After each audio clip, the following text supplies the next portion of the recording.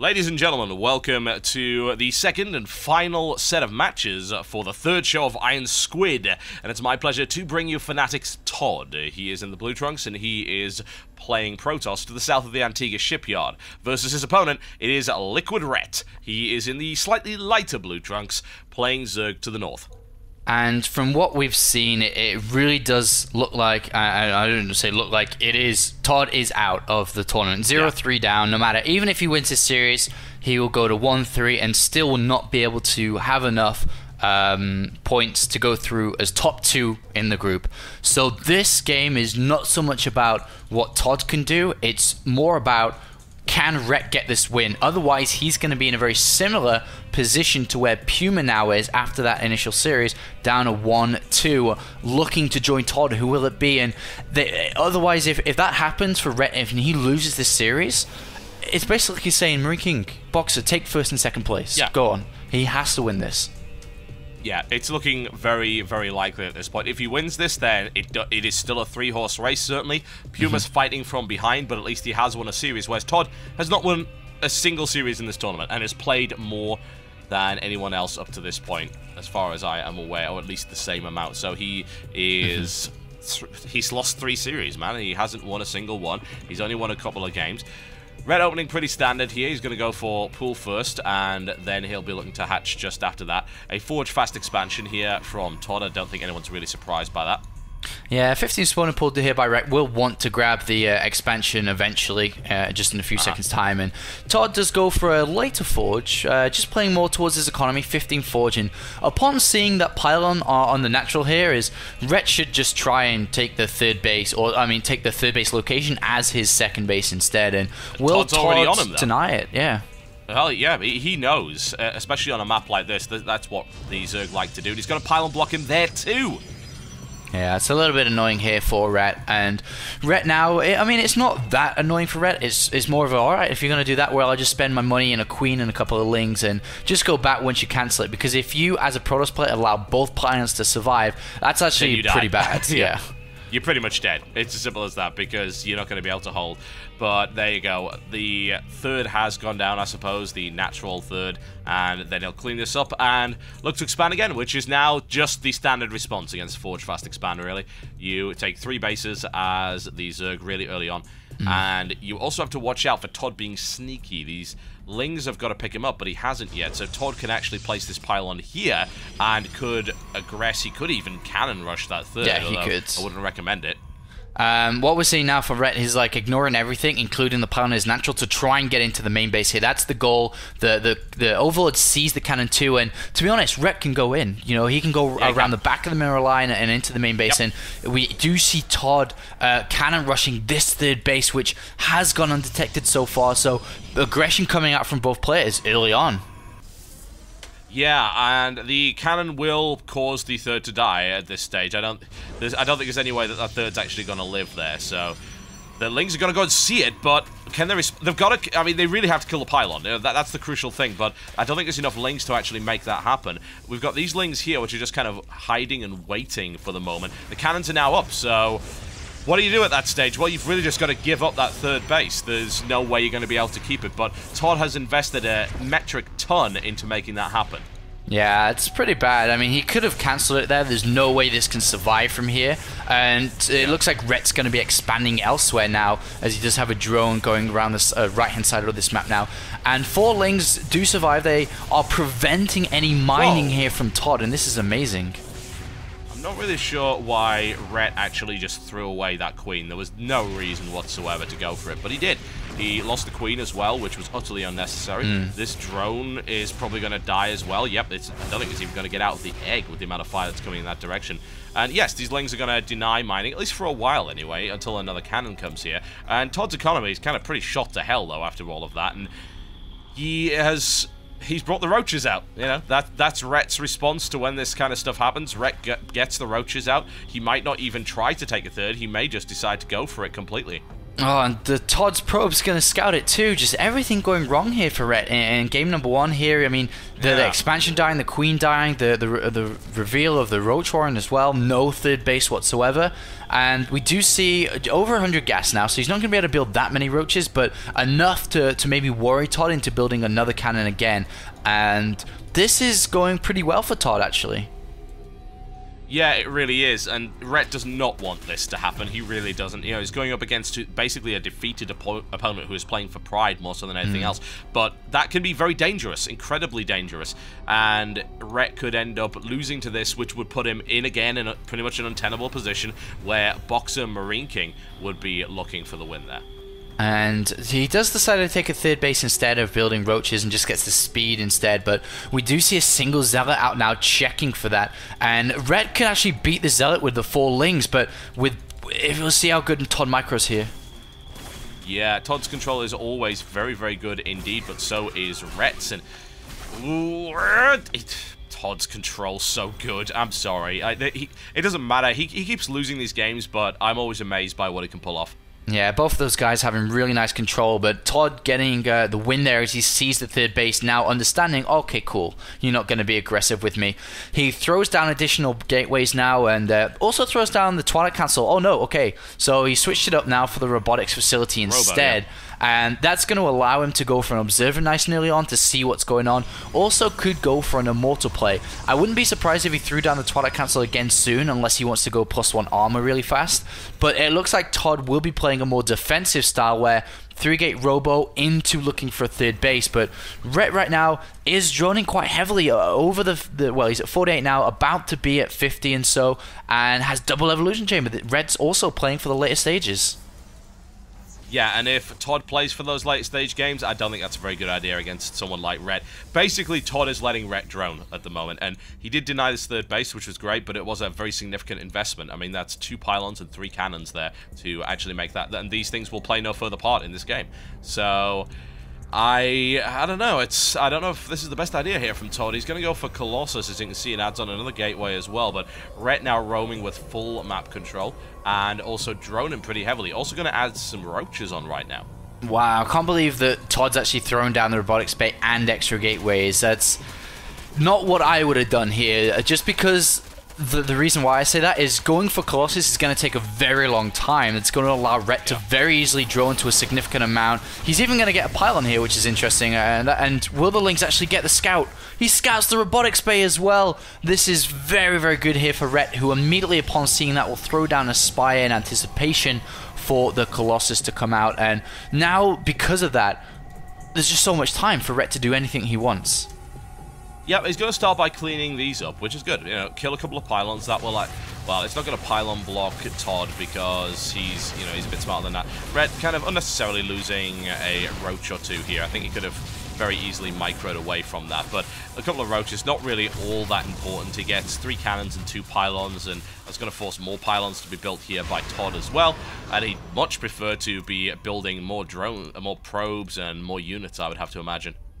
Absolutely, and I'm a little bit confused why Rhett didn't throw down the Spire. I mean, he's taken a really big gamble, is just going to rely on units, and as long as Todd force fields well and protects his Colossus, they're going to do so much damage here. And even though the upgrades are better for Rhett, as you can see, Todd's only at 1-0, Rhett is working on 2-1 overall, so we'll be at 1-1.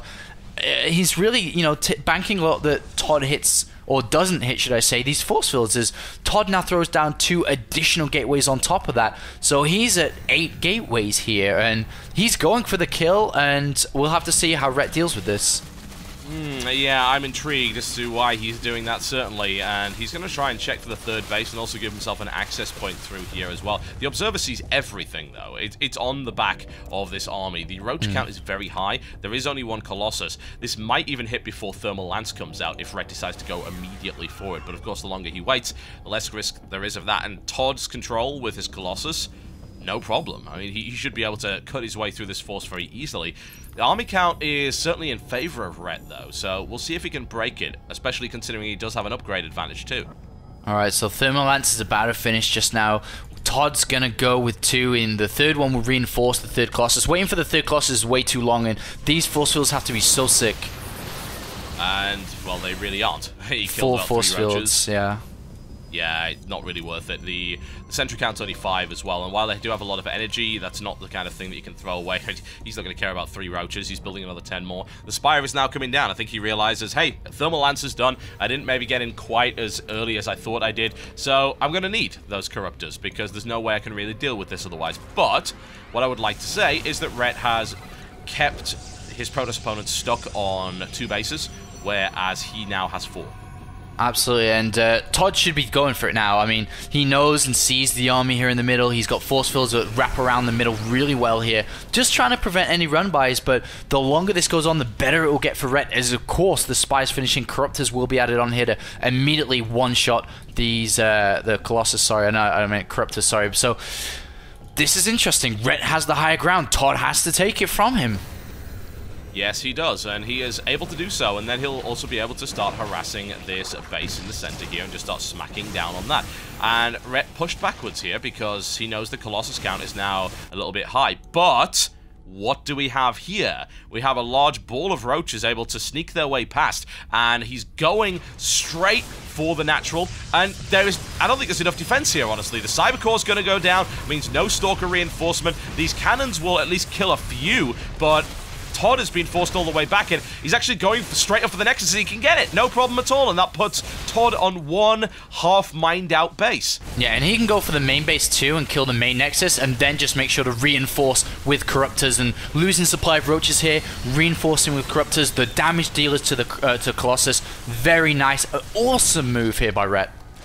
Yeah, it was absolutely the right thing to do. He really did trick his opponent there. He shuts down 1 set of gateways. He's about to shut down the 2nd set of gateways. That Robo did get shut down as well, so nothing's happening there. No reinforcements, and now Rhett's just having a field day in the main base of Todd, who is falling to pieces here. The force fields are now finally put down to clean this up, but the amount of damage was immense, and Rhett must be laughing all the way to the bank here. He has got no problems at all. He should be able to build a large enough army to easily crush Todd at this stage. Absolutely. Todd's upgrades at 1-0, Rhett's at 2-2 with his roaches, and has the +2 carapace on the lings as well. And with this amount of Corruptors, this is going to be pretty scary. And unfortunate for Todd is, with the corruption spell, they're going to go down so fast here, and Rhett really looking convincing here. And as soon as he hits that 200 supply, he's going to just look to go, rather than even let Todd come to him. We see him rolling, man. There's no way that Todd's going to be able to stop this. It's just not going to happen. Even if he crushes the first wave, the second will kill him. So it doesn't really matter. There's no Immortals on the field, so these roaches are just going to have a ridiculous amount of durability. The Lings will easily get cleaned up, of course, but the Corruptors have already smashed their way through half the Colossus count, and there's not enough Stalkers on the ground to even stop them from doing their part. Colossus count is down, and now all Rhett needs to do really is just strike with everything he's got and break his way through here. Wow, lucky Colossus with 2 HP remaining, and Rhett still is able to smash through here because those Colossus were the linchpin of that force with only 1 remaining. It's fun times here for Rhett, it really is. He goes to look, is there a third? No. We'll take a sentry, no problem at all. Reinforcements, nothing but units coming out from Rhett here. Yeah, and Rhett can just attack so cost efficiently here with the income he has, the money banked up that he has. He's just going to reinforce, though, with his units and then look for a killing blow. And unfortunately for Todd, with a single Colossus, just doesn't have the damage necessary. Oh, a wonderful concave there by Rhett, coming in from the side here, easily cutting off the reinforcements, and now surrounding it. Force fields go down, but unfortunately he doesn't have enough to cover both of them, and a second Roach Force comes in to start blasting its way through. Down goes the weakened Colossus, and Todd is surrounded from all sides. As soon as those force fields pop out, it's horror time. No blink for you, there's no way out of that, and there's the GG. Todd not looking so good in this tournament. Really is falling behind the level of Group A here, and I really would have thought that Todd would have achieved more in Group A, but he's 1 game away from just completely 0-4 in the entire of the group. Yeah, it must be really disappointing, honestly, for all the French viewers here as well. So that's bad, man. That's so bad for Todd, and he tried his best, but he just didn't get where he needed to be in this tournament. Yeah, and that's not so good. But on the other hand, Rhett here game number 1 in his favor, now happily going into game number 2, and a must-win for him. This is really a must-win with MarineKingPrime and Boxer being 2-0, really chasing the first and second place. And if Rhett wants to advance in this prestigious tournament, he has to beat Todd, and he has to set his sights to also beat MarineKingPrime when they do meet on Sunday. Yep, and that's going to be challenging, no question about that. But I think he's up to the task, considering his current form. Now, will Todd be able to at least salvage a little bit of honor from this series, or will he be crushed once again? We'll find out very shortly, folks. Don't go anywhere. Ladies and gentlemen, welcome back to what could be the final map of this particular show, and it's my pleasure to bring you Fnatic's Todd. He's in the blue trunks, he is playing Protoss to the northeast of the GSL Daybreak versus his opponent. It is LiquidRet in the red trunks, playing Zerg to the southwest. And this is GSL Daybreak, the #1 voted community map of 2011 on TeamLiquid.net, and there was a reason for that. This map is a beautiful laid out map that can have very aggressive games, can also have very passive games, but the way the map is structured out is that the games generally go longer, therefore we have more entertainment on this map, as everybody loves blood and guts the later the game actually is. Yeah, that's true. And will we see a long game again? Todd always plays for the long game. You don't tend to see a lot of rushes coming in from Todd here. Todd's also one map away from just going 0-4 in the tournament, and that will be not one but two 2-0 sweeps as well if he lost this. So we'll see. Will his pride overcome? Will it be enough? Certainly I imagine that it will be. He's definitely not... He's not playing to lose, even though he has nothing to gain by winning this series. Yeah, and actually just looking at Todd, he delayed... Oh, okay, never mind. I thought he was going to go for a Nexus first here, but it just delayed his Forge here. So it goes once again for 14 Forge, and Rhett is very standard, grabs that spawning pool down. And will we see Todd again try to deny the expansions with pylons? Will he even try to cannon rush again? Because at the start of that last game, even though Rhett at the end of it looked very convincing and, you know, took the game rather convincingly, is that his start was really bad. Yeah, it really was, honestly. He got cannon rushed, he got double pylon blocked, he was heavily delayed there, and he was in a bit of a mess, of course, but Todd wasn't able to capitalize on that, so it didn't really make all that much of a difference. Pylon block going once again, double pylon block here from Todd, and how will Rhett actually respond this time around? Yeah, I don't think he's going to send his Lings across this time around, because it's obviously a lot more difficult on this map, because it's a longer walking distance to get there in time, but the Lings will definitely be picking off these pylons, and he actually lets it complete this time, so does deny it, but at the same time, that did delay his Nexus a little bit, and also delays the gateway and cannon coming down. So upon seeing this, Rhett may decide to try to go the long distance around, knowing that the second pylon completes, but on this map, due to the nature of it, he has to pick off the pylons instead. It's so deceptively small, I suppose, isn't it? It looks small, but it's actually quite large, and it takes a while to get around it, even with quick Lings, which it certainly does not have at the moment. Gateway is in a good position, and also the wall off is very, very simple to do here too. Todd's going to be able to pull that off. But 2 pylons killed, so not terrible for Rhett, certainly. It didn't slow him down all that much, and it was quite costly for Todd initially.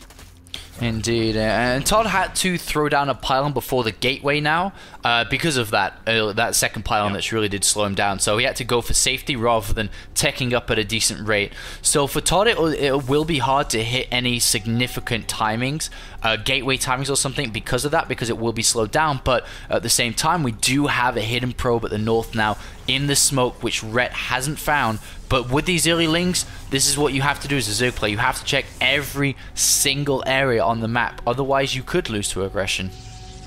You very well could. You've got to be very careful. But you've got that advantage. You've got that ability. If you don't use it, then that's very, very silly of you indeed. And hello. Did he see it? Yes. Maybe.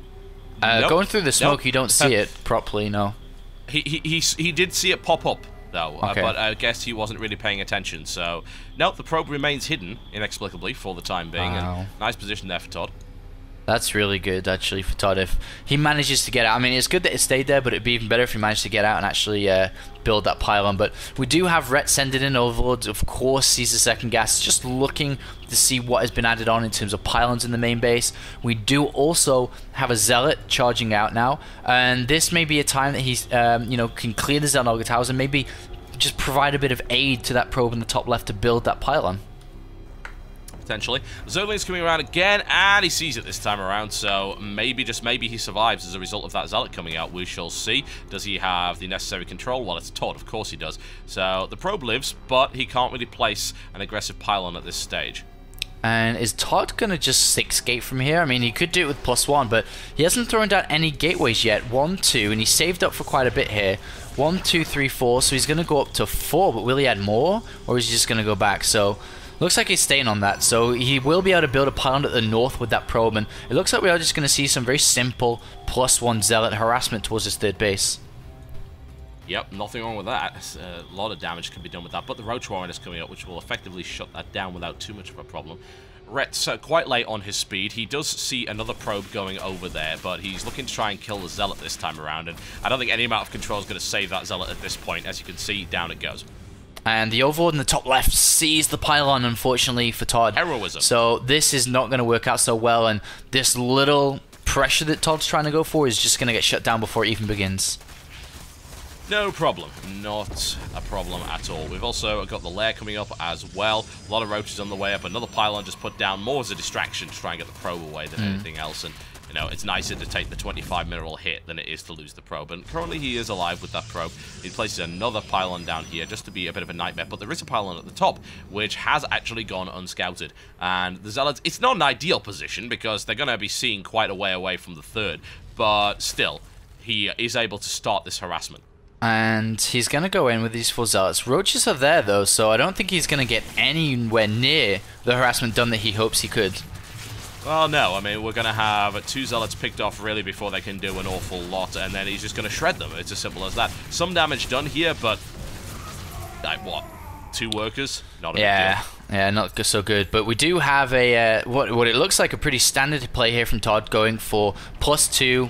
May also go for Blink here straight away, but also going for the robotics facility. So he's kind of opening up down different tech paths so that he can react a lot easier to what Rhett's going to do. And he may try to expand from here. He could slap down additional gateways, but with no presence on the map, it doesn't make much sense. So I feel that we're going to see Todd try to crawl out towards his third base and relying on just a limited amount of force fields to actually hold that third base. Yeah, I've got a few concerns about that. We'll see if he's able to do it. Rhett just has this annoying tendency of being able to just slide his way past force field. And Immortal's coming out this time around as well. He knows that the roaches are there, so having the Immortal's a great idea. Rhett is now at lair and is working on his roach speed as well. A couple of Lings going for the surround here. They could actually get it. He wants to deny the third more so than he wants to kill that Stalker, though, so he's able to slow that down just a little bit. Now all of these units are moving out, and the question is, what does Rhett do from here? Does he sit comfortably on 4 bases, having started his 4th before Todd's even able to begin his 3rd, or does he actually go for pressure to either deny or just completely smash that 3rd base? Well, he should be smashing the 3rd base, no doubt about that. I mean, he's going to be out, he's building like 4 overlords at once, so he's just going to rush his supply up and then build a stream of units. But will he build Mutalisks, here's the question, and it looks like he is going to, but he doesn't have that much gas because he is upgrading a lot here, but he's still going to look to try and smash down that 3rd base, and going down Immortals without Blink here as well. Even with +2 attack near completion, the Stalkers will be good, but not as good, because there's just going to be so many units there, but Todd has already started to wall off, which will help his limited amount of force fields in defending this. Yes, it will. Admittedly, it's not going to help against the Mutas if the count gets to a really dangerous spot. There's the cleanup there by Rhett. He takes now full map control here. The Mutas have currently gone unscouted. I know that an observer just made its way into the base. Has it seen the Spire yet? No. Yes, it has. There we go. It knows that the Spire is there, but does it know what the Muta count is, more to the point? No. Well, he does now, because Todd, as always, has more than one observer out, and he's building his trademark 3rd. In comes the Muta count into the main base. What will it be able to pick up? Just a Stalker here and there. Maybe do some damage to that mineral line as well as it goes past. And these Stalkers really aren't doing an awful lot to that many Mutas, unfortunately, and the lack of Blink really hurting him here too. Yeah, he's going to have to chrono boost that out crazily, and he's also added on the robotics pay, which is probably the worst idea here. He really needs to throw down the Templar Archives, maybe get Archons out, try to get Storm as well, but Ret has just found an amazing hole outside the natural here and can go swing either way, south or north. Yep, he swarms his way in here, wants to break his way through. That cannon is proving to be a problem. Here come the force fields. It's not quite enough to stop those Lings from getting in, though. The Mutas come around the side and just clean that army up entirely, and Ret could just win right now. Yeah, this is just... Oh, man. Todd's got shut down so hard here. Mutaling Roach, more than enough to handle Todd's low army count, low upgrade count, due to trying to take this third base, and Ret makes this look very, very easy. Yeah, he's about to brutalize Todd, and really just needs to just keep throwing units at him. There's the GG, and a really disappointing run there for Todd, I'm afraid. It really, really was. He showed some flair, but unfortunately, he wasn't able to compete really with anyone in this group, and goes 0-4. So... unfortunate there for the French fans, certainly, considering he was their hope here. Absolutely, and as you said, 0-4, really, really good though for Ret grabbing that win, meaning that he's not out of it yet. MarineKingPrime and Boxer, they are not first and second yet. Ret still has the chance to advance through this group, to be the only foreigner to advance through. It's a little bit sad, not only for French fans with Todd, but also Protoss fans. As every single group has a single Protoss in the group, and already we're seeing a Protoss eliminated from the tournament here. But still a lot to play for. It's not looking that good here for PvZ either, if you think about it, being one win no, 2 wins, 1 win, 2 losses now. Is that correct? Yes. Yes. Yep. So he's won once, he's lost twice, and he also lost against Ret. So if it came down to it, and it came down to head-to-head, then, of course, Ret would take it through. And PvZ's also then got to go up against Boxer next, who is not messing around in TvT. Yeah. It's still all to play for. I mean, if PvZ beat Boxer, and then Boxer lost his last remaining games, he could still advance up through. So still all to play for at the top, for sure. Indeed. Now, before we leave, we just want a quick preview of Show 4, which will be the final show for Group A, and look into what we've got there in terms of the matchups. So we're going to be having, once again, 3 matchups. And Apollo, why don't you tell us a little bit about what we're going to be seeing on Sunday? All right, well, Sunday's going to be a very good day. You guys have to tune in. It's going to start off with Boxer versus PvZ, the game I just talked about, where PvZ, really needs a win there. No doubt about it, has to get the win. Boxer could go 3-0 upon winning that game. And then we will be going into the ever so important game for Team Liquid for Ret. It will be MarineKingPrime versus Ret. And then finally, we will be closing up the day with Boxer versus MarineKingPrime. That's going to be a day and a half, certainly. If you like your TvT of the highest possible level, then that's what you're going to be seeing. And it also defines and determines what's going to be going on with Group A and which 2 of these 5 contestants will be going through. More to the point, we already know that Todd is out. PvZ is in a pretty bad spot and is looking unlikely to progress, but he still could, potentially. And we've then got Ret, who is the big threat to those top 2 Terran at the moment, who will be facing off against each other, and there will be a loss one way or the other for one of those 2. The question is, who will it be? Yeah, it's going to be interesting to see, man. All about Sunday, guys. So make sure to set your alarm, maybe, if you're an American, if you want to wake up early. Maybe even set your alarm if you're European. A lot of European nerds get up so late. So make sure to be there. Yep, that's very, very true. If you did miss anything, there is a rebroadcast, folks, so do keep an eye on that. If you want to know any information about this tournament at all, there's threads on Team Liquid with all of the times for the main show and the rebroadcast, and IronSquid.tv has a full schedule, so that's where you want to be for any information about this tournament. IronSquid.tv, you've got your stream links there, you've got your Facebook, you've got your Twitter, you've got everything you could want for staying alive, I suppose, and surviving this rather epic tournament. Absolutely. Alright, folks, we are done for our Wednesday broadcast. We will see you again on Sunday to round off Group A, and then, of course, give you a preview of what you can expect in Group B, where everything changes, and we have a brand new set of contestants battling for the IronSquid Championship. My name's been Total Biscuit. And I've been Apollo. And I'll see you next time.